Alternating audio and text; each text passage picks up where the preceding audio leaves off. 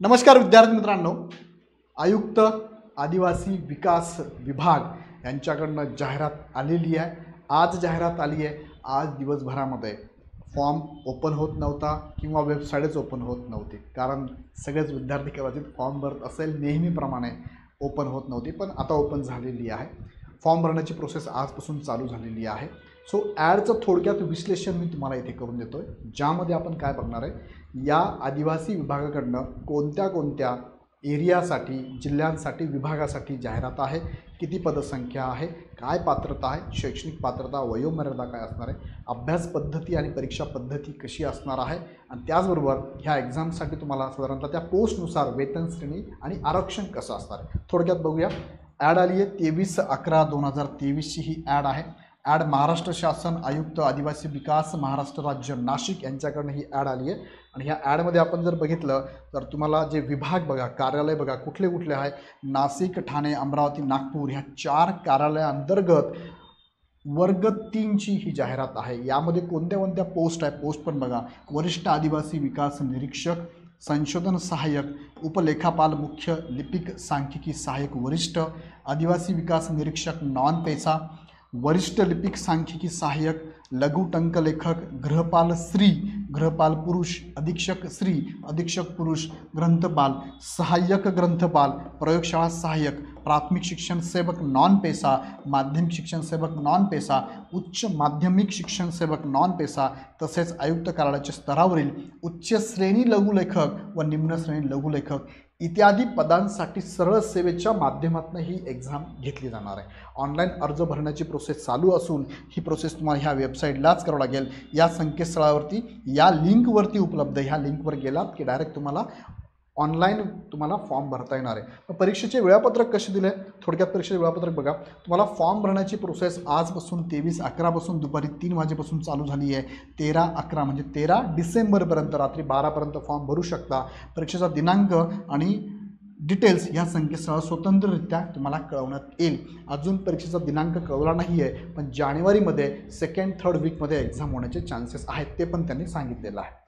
Okay, आता पुढे जर आपण गेलो तर याच्यामध्ये आरक्षणनुसार म्हणजे प्रत्येक विभागानुसार आरक्षण कसे बघा। पहिलं पद आहे नाशिकमध्ये, अप्पर आयुक्त आदिवासी विकास विभाग नाशिक विभागातला पदांचा हा संदर्भ बघा। वरिष्ठ आदिवासी विकास निरीक्षक हे पद आहे। सिनियर ट्रायबल डेव्हलपमेंट इन्स्पेक्टर, वेतन श्रेणी S14 38,600 पासून 1,22,800, जवळपास 50 हजारापर्यंत सॅलरी यांना मिळणार आहे।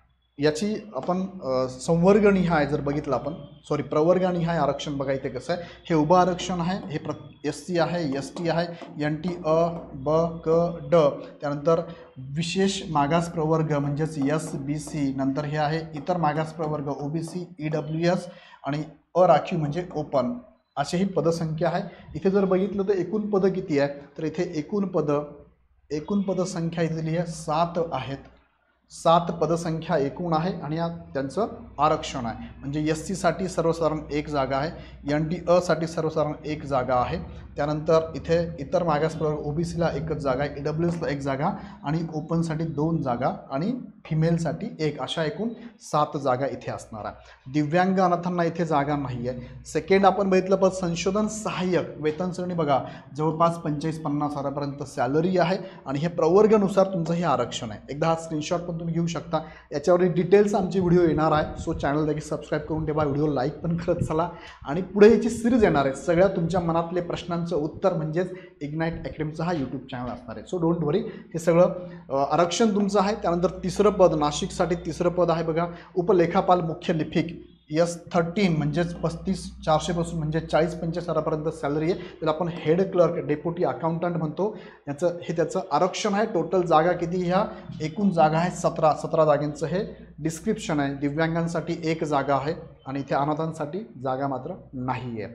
त्यानंतर तिसरं पद आदिवासी विकास निरीक्षक, ट्रायबल डेव्हलपमेंट इन्स्पेक्टर म्हणतो, टोटल जागा 1च आहे आणि ती जागा ओपनसाठीच आहे, सगळे फॉर्म भरू शकता इथे सुद्धा। नंतर तिसरं आहे वरिष्ठ लिपिक सांख्यिकी सहाय्यक, senior clerk statistical assistant, total जागा 57 आहे आणि पेमेंट सॅलरी तुम्हाला साधारणतः 35 हजारापर्यंत सॅलरी तुम्हाला इथे मिळू शकते। टोटल जागा 57 जागांचं हे आरक्षण आरक्षण आहे. दिव्यांगांना 2 जागा आहे, अनाथांना जागा नाही. प्रकल्पग्रस्त भूकंपग्रस्तांना पण इथे जागा असतात.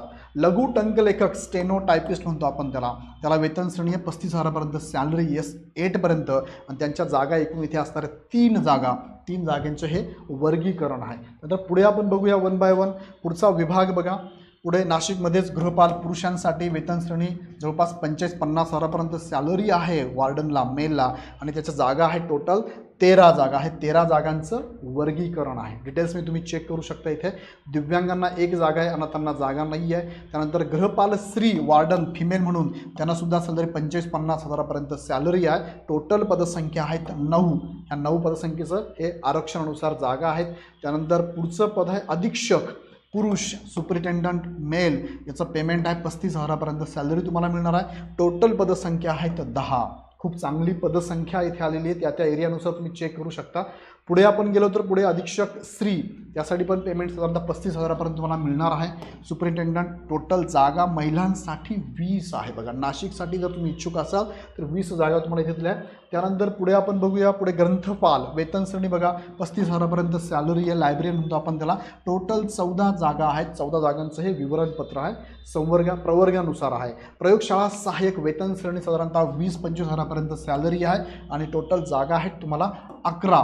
प्रवर्गानुसार जागा आपण चेक करू शकतो. पुढे अप्पर आयुक्त आदिवासी विकास ठाणे विभागातल्या रिक्त जागांचा हा संदर्भ आहे. साधारणतः पहिलंच आहे पद वरिष्ठ आदिवासी विकास निरीक्षक 40 ते 45-50,000पर्यंत सॅलरी बघा. टोटल जागा आहेत ठाण्यासाठी 3 जागा आहे. त्यानंतर सेकंड संशोधन सहाय्यक वेतन श्रेणी 45-50,000पर्यंत आहे. टोटल जागा आहेत 5. पुढे बघितलं आपण पुढचं पद उपलेखापाल मुख्य लिपिक सांख्यिकी सहाय्यक डेप्युटी अकाउंटंट हेड क्लर्क म्हणतो आपण त्याला. साधारणतः 45,000पर्यंत सॅलरी आहे आणि टोटल जागा आहेत किती 11 जागा ठाण्यासाठी आहे. पुढचं पद आहे वरिष्ठ लिपिक सांख्यिकी सहाय्यक वेतन श्रेणी 35,000पर्यंत सॅलरी आहे. टोटल जागा आहेत 47. पुढे आपण बघितलं पुढचं पद ठाण्यासाठीच आहे. गृहपाल पुरुष वेतन श्रेणी 45-50,000पर्यंत आहे आणि टोटल जागा ठाण्यामध्ये आहेत 10 जागा. पुढे गृहपाल स्त्री वेतन श्रेणी 45,000पर्यंत आहे. टोटल जागा 5 आहेत. त्यानंतर वेतन श्रेणी अधीक्षक ह्या पदासाठी पुरुष ठाण्यामध्ये 35,000पर्यंत सॅलरी आहे. जागा आहेत 12 पुरुष सुपरिटेंडंट या पदासाठी. त्यानंतर अधीक्षक स्त्री ठाण्यासाठी जागा टोटल जागा आहेत 22 आणि सॅलरी स्ट्रक्चर आहे 35 ते 40,000पर्यंत सॅलरी तुम्हाला मिळू शकते. पुढे ग्रंथपाल हे पद आहे ठाण्यासाठी S8 35 ते 40,000पर्यंत सॅलरी आणि टोटल पदसंख्या आहेत 16 पद आहेत. पुढचं आहे सहाय्यक ग्रंथपाल ठाणे 21,700 म्हणजे जवळपास 25-30,000पर्यंत सॅलरी आहे आणि टोटल एकच जागा आहे ती ओपन जनरलसाठीच आहे. पुढे प्रयोगशाळा सहाय्यक टोटल जागा आहेत बघा 13. वेतन श्रेणी 25-30,000पर्यंत आहे. टोटल जागा 13 आहे ठाण्यासाठी. पुढे अप्पर आयुक्त आदिवासी विकास अमरावती विभागाच्या ह्या जागांचा तपशील आहे. पहिलंच पद आहे वरिष्ठ आदिवासी विकास निरीक्षक वेतन श्रेणी 45-50,000पर्यंत आहे आणि या अमरावतीसाठी जागा आहेत 4. महाराष्ट्रातला कोणत्याही जिल्ह्यातला विद्यार्थी इथे फॉर्म भरू शकतो, कोणत्याही ठिकाणी फॉर्म भरू शकतो. संशोधन सहाय्यक S14 45-50,000पर्यंत सॅलरी आहे. रिक्त पद 5 अमरावतीसाठी आहे. पुढची पदं आहेत उपलेखापाल मुख्य लिपिक अमरावती. पेमेंट आहे 40 ते 45,000पर्यंत आणि रिक्त पदं आहेत इथे 8. त्यानंतर पुढे आपण बघूया वरिष्ठ लिपिक सांख्यिकी सहाय्यक वेतन श्रेणी 35,000पर्यंत आहे. सिनियर क्लर्क म्हणून आहे आणि टोटल जागा बघा खूप जास्त 43 जागा आहे. त्यानंतर पुढे गृहपाल पुरुष 45,000पर्यंत आहे. त्यानंतर गृहपाल स्त्री 45,000पर्यंत सॅलरी आहे. जागा बघा 6 आहेत. त्यानंतर पुढे आहे लघु टंकलेखक अमरावतीसाठी जागा आहेत 2. स्टेनो टायपिस्ट म्हणतो आपण त्याला. सॅलरी 35,000पर्यंत सॅलरी तुम्हाला मिळू शकते. अधीक्षक स्त्री सुपरिटेंडंट 35,000पर्यंत सॅलरी आहे. जागा आहेत 1. त्यानंतर पुढचं पद आहे ग्रंथपाल. जागा आहेत 1. 35,000पर्यंत सॅलरी आहे. अमरावतीचं बोलतोय आपण. आता पुढचा विभाग बघतोय आपण नागपूर आणि शेवटचा विभाग आहे संशोधन सहाय्यक बघा 25,000पर्यंत सॅलरी. जागा आहेत 3. त्यानंतर अमरावतीमध्ये इतर पदसंख्या बघितल्या आपण तर दुसरं उपलेखापाल जागा आहेत 5. 35-40,000पर्यंत सॅलरी तुम्हाला मिळते इथे. नंतर पुढे वरिष्ठ लिपिक सांख्यिकी सहाय्यक वेतन श्रेणी 35,000पर्यंत जागा आहेत 40. सिनियर क्लर्क म्हणतो आपण त्याला. त्यानंतर पुढे आहे गृहपाल पुरुष वेतन श्रेणी 45-50,000पर्यंत जागा आहेत 7. नंतर पुरुष नंतर स्त्री गृहपाल, वेतन श्रेणी 50,000पर्यंत तुम्हाला मिळते सॅलरी आणि जागा आहेत 5. नागपूर विभागामध्ये अधीक्षक स्त्री, वेतन श्रेणी 35,000पर्यंत आहे, जागा आहेत 5. त्यानंतर पुढे बघितलं आपण तर अधीक्षक पुरुष, वेतन श्रेणी 35,000पर्यंत आहे, जागा आहेत 4. आणि पुढे बघितलं प्रयोगशाळा सहाय्यक, जागा आहेत 5, वेतन श्रेणी 25,000पर्यंत आहे. अशा पद्धतीने पुढचं आहे ग्रंथपाल S8, जागा आहेत 7, 35,000पर्यंत सॅलरी स्ट्रक्चर आहे. उच्च माध्यमिक शिक्षण सेवक हे फक्त नागपूरमध्येच आहे, मानधन तुम्हाला मिळणार आहे 20,000. रिक्त पदसंख्या आहे 14. टीचर ज्युनियर कॉलेजसाठी पाहिजे त्यांना. त्यानंतर माध्यमिक शिक्षण सेवक इंग्रजी माध्यमसाठी, प्रायमरी टीचर इंग्लिशसाठी मानधन आहे 16,000. 48 जागा रिक्त आहे.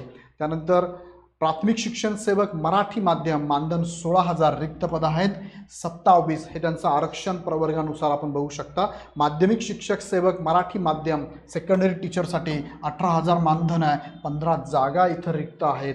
त्याचबरोबर आदिवासी विकास निरीक्षक हे सुद्धा इथे पद आहे, वेतन श्रेणी 50,000पर्यंत आहे, टोटल पद आहेत 7. त्यानंतर पुढचं पद आयुक्त आदिवासी विकास महाराष्ट्र राज्य नाशिकसाठी बघा, उच्च श्रेणी लघुलेखक आहे. किती आहे वेतन श्रेणी जर बघितली आपण तर वेतन श्रेणी आहे साधारणतः 50-55,000पर्यंत सॅलरी याला बघा. हे चांगलं पद आहे. उच्च श्रेणी लघुलेखक नाशिकसाठी आहे, आयुक्त विभागामध्ये आहे बघा. स्टेनोग्राफर म्हणतो आपण हायर ग्रेडचा. त्यानंतर निम्न श्रेणी लघुलेखक स्टेनोग्राफर लोअर ग्रेड, त्याचं सॅलरी 45-50,000पर्यंत 13 पद आहे, नाशिकसाठी आहे. अशा पद्धतीने जनरल तुम्हाला आरक्षण मी तुम्हाला सांगितलं. आता आपण थोडक्यात बघूया ह्या पदसंख्या आरक्षणाचं तुम्हाला कोण कोण विद्यार्थी कसं आरक्षण असतं आणि काय काय लागतं आहे. थोडक्यामध्ये बघा, हे सगळं नोटिफिकेशन तुम्हाला मी डिटेल्समध्ये सांगणारच आहे. खेळाडू आरक्षणासाठी तुमच्याकडे सर्टिफिकेट असणं गरजेचं आहे. सर्टिफिकेट किंवा रिसिप्ट असेल तरी चालतं. दिव्यांग आरक्षण सर्टिफिकेट असणं गरजेचं आहे. 40% कमीत कमी लागतं आहे. अनाथांचं सर्टिफिकेट तुमच्याकडे असणं गरजेचं आहे, ते तुम्हाला आत्ता लगेच लागणार आहे. माजी सैनिकांना सुद्धा इथे फॉर्म भरता येतो. माजी सैनिकांचं सर्टिफिकेट तुमच्याकडे जर असेल तर तुम्ही इथे नक्कीच फॉर्म भरू शकणार आहात. त्यानंतर पुढे माजी सैनिकांनंतर इथे प्रकल्पग्रस्तांचं सर्टिफिकेट तुमच्याकडे असायला हवं, तुम्ही नक्कीच फॉर्म भरू शकतात. भूकंपग्रस्तांसाठी सर्टिफिकेट असायला हवं, त्यांना 15 यांना पण आरक्षण सर्टिफिकेट असावं लागेल. पात्रता जर बघितली बघा, डोमेसाईल तुमच्याकडे असावं लागतं. वयोमर्यादेत तुम्ही जर गेलात, वयोमर्यादेत काय असेल त्यांनी बघा, वय दिनांक 1/11/2023 या तारखेस गणण्यात येईल, बरोबर. म्हणजे 1 नोव्हेंबरपर्यंतचं वय तुम्हाला दिलेलं आहे. 1 नोव्हेंबरपर्यंतचं वय तुमचं गणण्यात येणार. किती वय असावं पुढे बघूया.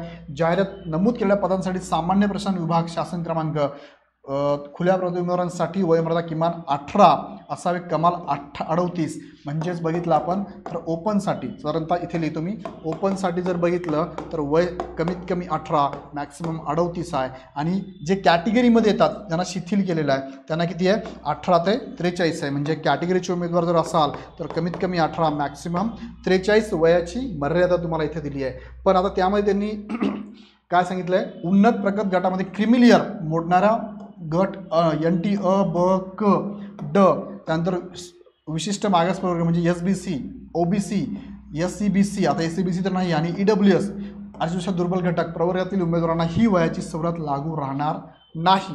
म्हणजेच काय, ही जी आहे हे जे दिले तुम्हाला 18 ते 43, ज्या उमेदवारांकडे नॉन क्रिमिलियर नसेल, नॉन क्रिमिलियर उन्नत प्रगत गटामध्ये क्रिमिलियर गटामध्ये नॉन क्रिमिलियर नसेल तर तुम्हाला ही वयाची मर्यादा भेटणार नाही. सो नॉन क्रिमिलियर असणं गरजेचं आहे. नॉन क्रिमिलियर काढा, अजून वेळ आहे.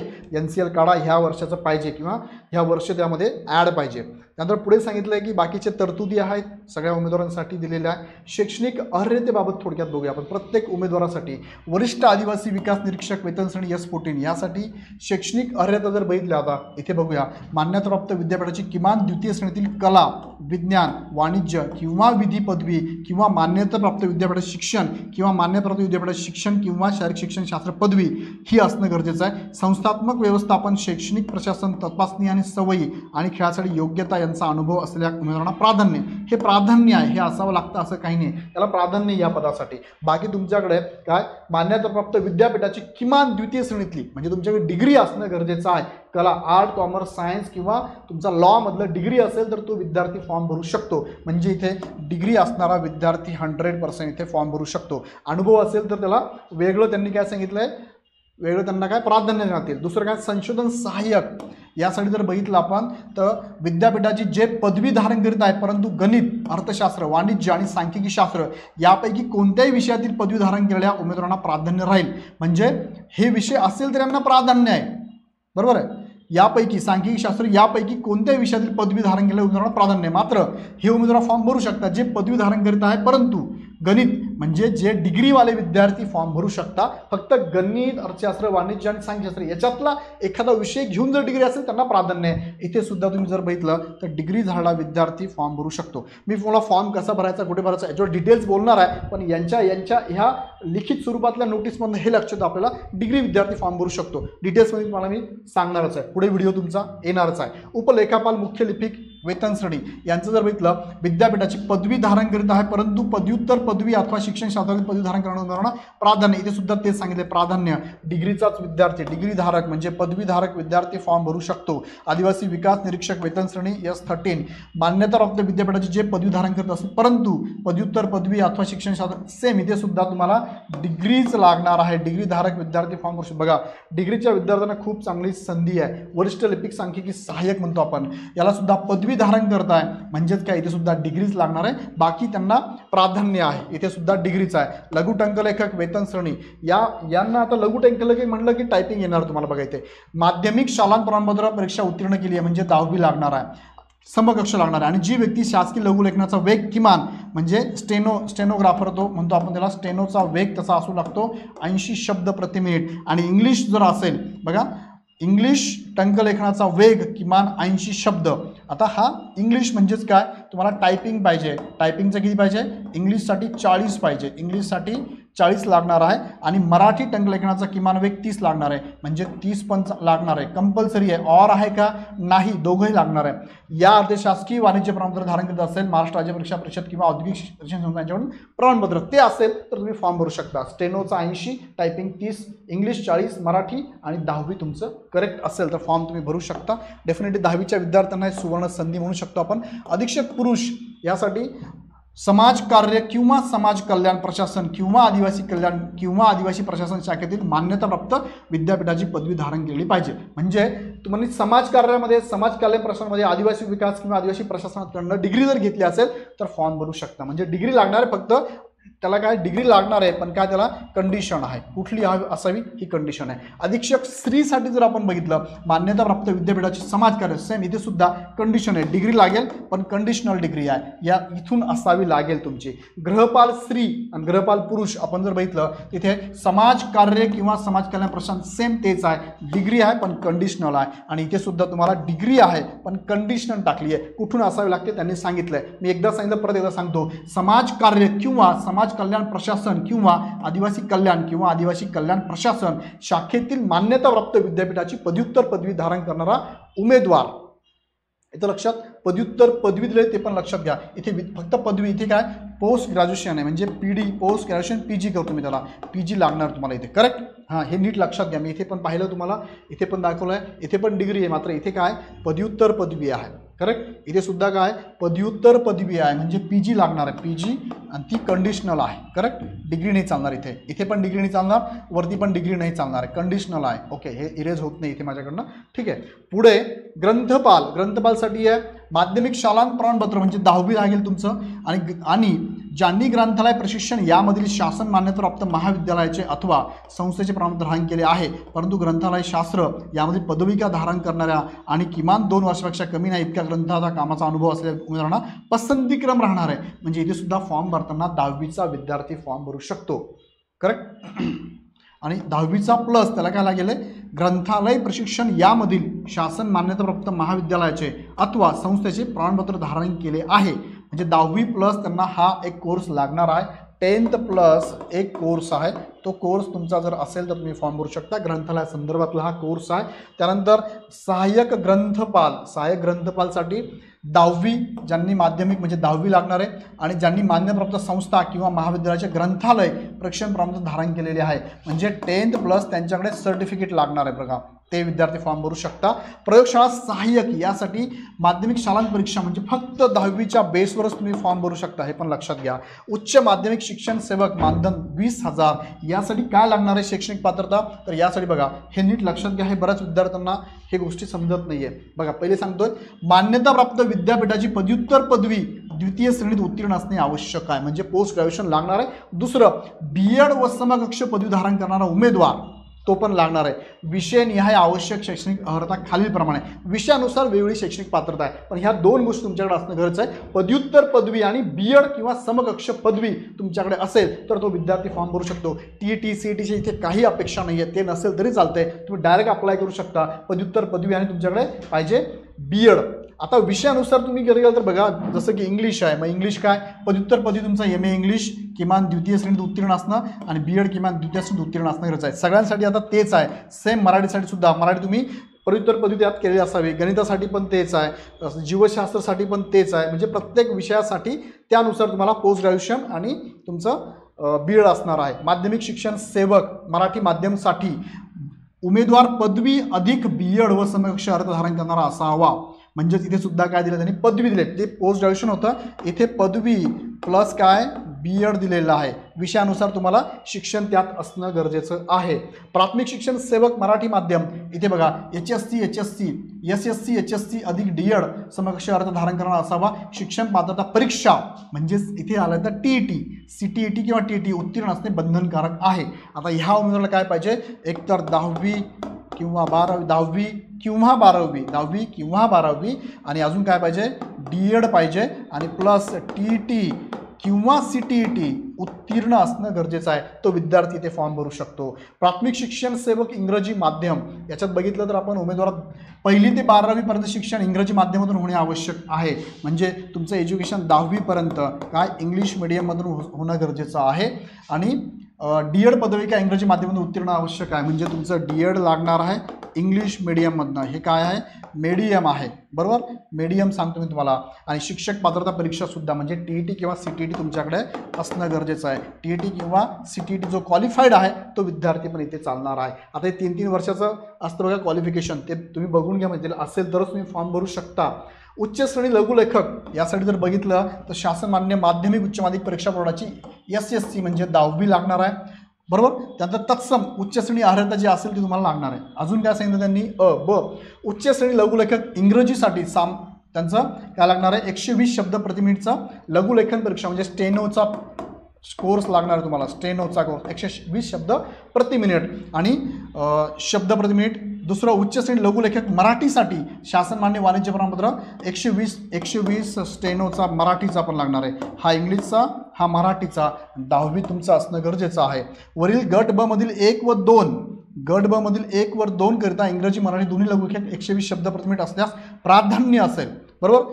दोन्ही असेल तर प्राधान्य, दोघांपैकी एक असेल तर सिलेक्शन होणारच आहे. दोघे पाहिजे असं काही गरज नाही, दोघांपैकी एक असेल तरी तुमचं इथे विचार केला जाणार आहे, पण दोघेही असेल तर त्यांना प्राधान्य देण्यात येणार आहे. त्यानंतर तिसरी अट काय, टंकलेखन इंग्रजी 40 शब्द मराठी 30 शब्द. त्यानंतर काय, महाराष्ट्र राज्य तंत्रशिक्षण मंडळाची MSc संगणक अर्हता परीक्षा व समकक्ष संगणक परीक्षा उत्तीर्ण असणे आवश्यक आहे. सदर पदासाठी व्यावसायिक चाचणी परीक्षा नियमानुसार घेण्यात येईल. तुमची व्यावसायिक चाचणी पण होणार आहे. तुमच्याकडे MSCIT किंवा संगणक अर्हता असणारं सर्टिफिकेट तुमच्याकडे जे पण कोणतं असेल ते पण चालणार आहे.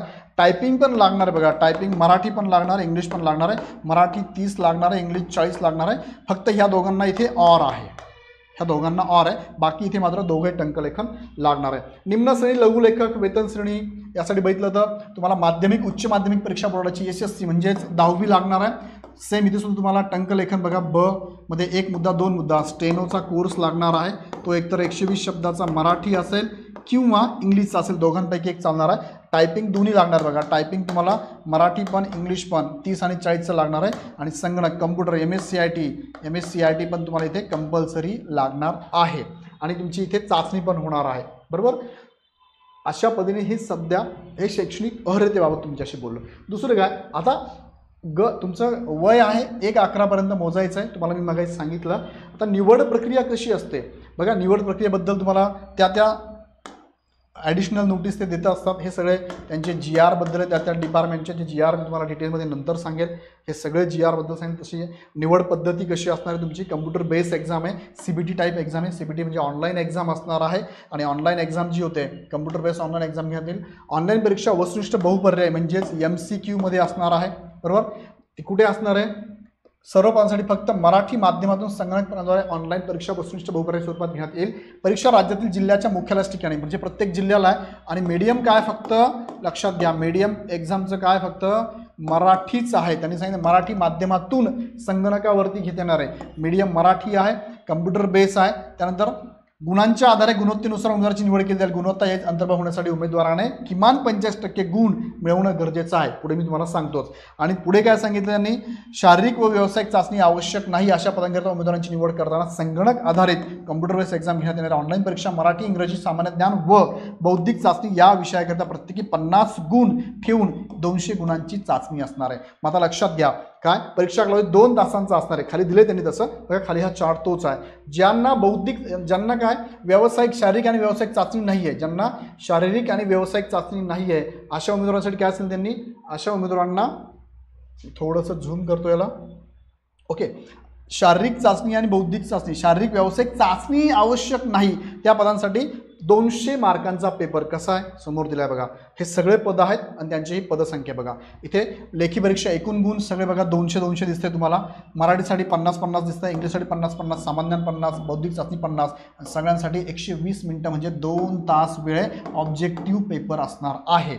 आता काही पदांना मार्क कमी, जसं की हे पद बघा, इथे हे 3 पदं बघा. ह्या 3 पदांना कसं आहे, यांची व्यावसायिक चाचणी होणार आहे म्हणजे 100 प्रश्नांची ही चाचणी होणार आहे. 1 तासात सोडवायची. यांची व्यावसायिक चाचणी पण वेगळी असणार आहे. त्यासाठी वेगळे ते परिपत्रक देतीलच आपल्याला. बरोबर, इथे सुद्धा तुमची व्यावसायिक चाचणी नाही आहे. यासाठी परीक्षा शुल्क ओपनसाठी 1000 आहे, बाकी सगळ्यांसाठी 900 रुपये आहे सगळ्यांसाठी. बाकी जे ओपन सोडले तर अर्ज करण्याची पद्धत त्यांनी सगळं सांगितलं आहे. तुम्ही वेबसाईटला त्याच्याबद्दल सविस्तर व्हिडिओ येऊन जाईल माझा.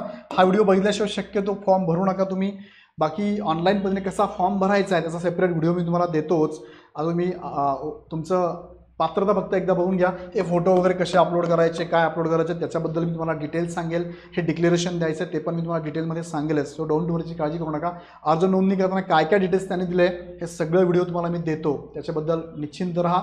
ऑनलाईन परीक्षा शुल्क कसा भरायचा ते पण सांगतोय. कागदपत्रे अपलोड, कागदपत्रे हे सगळे कागदपत्र लागणार आहे. कोणत्याची लिस्ट पण त्यांनी दिलेली आहे. नसेल तर आपला व्हिडिओ येणारच आहे, तो पण एकदा व्यवस्थित बघा. ही सगळी डिटेल्स त्यांनी दिले डॉक्युमेंटची. कागदपत्रे अपलोड करण्याची लिंक दिली आहे. बरोबर, हे सगळं बघून घ्या. अर्ज करण्याच्या सूचना त्यांनी दिल्या आहे. ह्या सूचना पण व्यवस्थित वाचायच्या आहे. याच्याबद्दल डिटेल्स व्हिडिओ येईल, त्यानंतरच तुम्ही शक्यतो फॉर्म भरा. सर्वसाधारण सूचना, नियमावली त्यांनी टाकलेली आहे. दिव्यांग व्यक्तींना सूचना, लेखनिक कसा घ्यायचा त्याच्याबद्दल सेपरेट मी तुमच्याशी बोलतोच. तो व्हिडिओ मी तो येईलच. बरोबर, हे सगळे नियमावली त्यांनी टाकलेली आहे. ओके, ऑनलाईन फॉर्म भरण्याची प्रोसेस चालू झाली आहे. इतर अटी आहेत. गुणपद्धती जी असतात, प्रत्येक उमेदवाराने अचूक उत्तर दिलेल्या प्रश्नांची संख्या अंतिम गुणांसाठी विचारात घेतली जाईल. परीक्षा एकापेक्षा जास्त सत्रामध्ये घेण्यात आली असल्यास वरीलप्रमाणे उमेदवारांनी संपादित केले अंतिम गुण विविध सत्रातील वापरल्या जाणाऱ्या चाचणीमध्ये काठी पातळी विचारात घेऊन विविध सत्रांमधील गुण समायोजित करून समतुल्य करण्यात येईल. म्हणजेच तुमचं इथे प्रत्येक सत्राचे एकत्र निकष काढूनच ते गुण फायनल करणार आहे. गुणवत्तेनुसार निवड होणार आहे. अशी ही ॲड आलेली. याचा फॉर्म भरायला सुरुवात झाली आहे. कधीपर्यंत भरायचं आहे, 13 डिसेंबरपर्यंत फॉर्म भरायचा आहे. सर्वसाधारण ॲड मी तुम्हाला डिटेल्स सांगितलं आहे. याच्यावरती सेपरेट व्हिडिओ मी तुम्हाला घेतो. तुमचे काही प्रश्न असतील तर नक्की ह्या व्हिडिओच्या कमेंट बॉक्समध्ये टाका. त्या प्रश्नांची उत्तर म्हणजे पुढचा व्हिडिओ तुमच्यासाठी नक्कीच घेऊन येईल किंवा कमेंटला उत्तर देईल. व्हिडिओ आवडला तर लाईक पण करत चला. काही शंका असेल कळवत चला. खाली स्टिपमध्ये आपल्या अकॅडमीचा नंबर फिरतोय, त्या नंबरवर आपण कॉल करून विशेष माहिती घेऊ शकता. आणि विशेष म्हणजे या विद्यार्थ्यांसाठी सरळ सेवा समावेशक, सर्वसमावेशक अशी बॅच आपली आहे. सर्वसमावेशक बॅच असणार आहे. ही बॅच आपली रेकॉर्डेड बॅच आहे. आणि सरळ सेवेतले जे 4 विषय म्हणजेच तुमचे मराठी, इंग्लिश, गणित, बुद्धिमत्ता आणि सामान्य ज्ञान याची बॅच ऑलरेडी आपली चालू झालेली आहे. सर्वसमावेशक एक बॅच लावली की सगळ्या स्पर्धा परीक्षा म्हणजे सरळ सेवेतल्या सगळ्या TCS IBS पॅटर्ननुसार होणारा एक्झाम तुम्ही देऊ शकता. त्याची पूर्ण तयारी आमचे TCS IBS पॅटर्न, सगळी टीचर, सगळी टीम तुमच्यासमोर अवेलेबल असणार आहे. त्यांचे डेमो पण आता लागलेली आहे. डेमो पण एकदा बघा. कुठे बॅच केली असेल, कुठे झाला असेल, काय झालं असेल मला माहीत नाही, पण नक्की एकदा इग्नाइट अकॅडमीचा डेमो बघा आणि एकदा बॅच लावा. नक्कीच तुमच्या सक्सेसमध्ये काहीतरी पर्सेंटमध्ये फरक इग्नाइट अकॅडमीचा हा कोर्स करून जाणवेल तुम्हाला. सो काही शंका असेल नक्की माझ्यापर्यंत कळवा. नंबर तुम्हाला मी ऑलरेडी स्टिपला खाली फिरत आहे तरी पण देऊन ठेवतो. 88 88 25 61 16 ह्या नंबरला आपण कॉल करू शकता. 25 61 17 25 61 17 ह्या नंबरला आपण कॉल किंवा स्टिपला खाली लाईनला फिरतोय बघा त्या नंबरला आपण नक्की कॉल करू शकता. तुर्तास मी इथेच थांबतो. खूप खूप धन्यवाद.